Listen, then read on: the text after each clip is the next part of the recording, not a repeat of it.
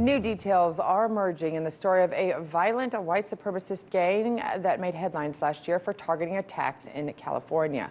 Now, 4 of its members are in custody, and the FBI is alleging that they have ties to a militant group in the Ukraine. RT's Rachel Blevins is joining us right now with this story to kind of explain. Okay, so this is a very bad group of people, but they have ties from California to Ukraine? Exactly. So this started out about this story of 4 members of this neo-Nazi gang that were arrested for inciting violence at a number of rallies and protests in California in 2017.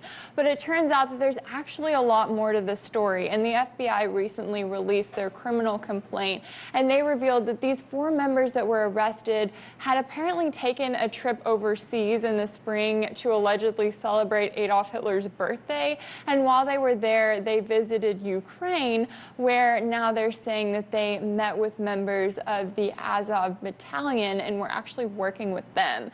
And now the Azov Battalion is a group that the FBI described as this unit of the Ukrainian National Guard that has a reputation for aligning with neo-Nazi ideology, and that really has made their name by using violence and intimidation tactics in order to sort of get their political ideology across.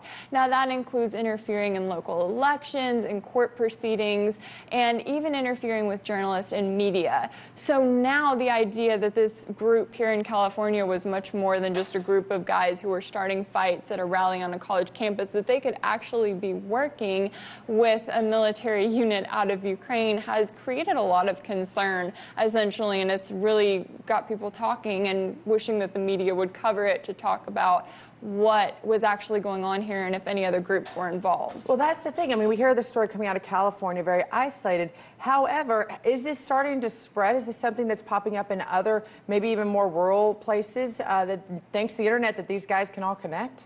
I think that's the biggest question coming out of this. I mean, this group specifically used the internet to spread their ideas and to spread videos of them inciting violence, and that was a really big thing that they used to recruit members, essentially.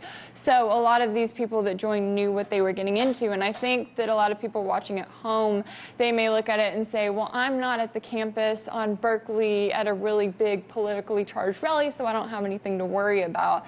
But I think that's really why it's important to follow stories like this and to figure out what comes out of this and if there were other groups that were involved, so that we know what we're dealing with here and if there's a chance that violence like this and that this kind of rhetoric could spread past just the rallies where it has been so far. Well, like with any group, we hope that if the FBI takes out the head, the rest of it is so disorganized it will go away.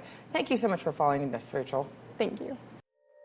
Hey YouTube, thanks for checking out our channel. We hope you enjoyed the video. We have tons of content for you just like this. For more of RT America's one-of-a-kind news and analysis, be sure to subscribe and never stop questioning more.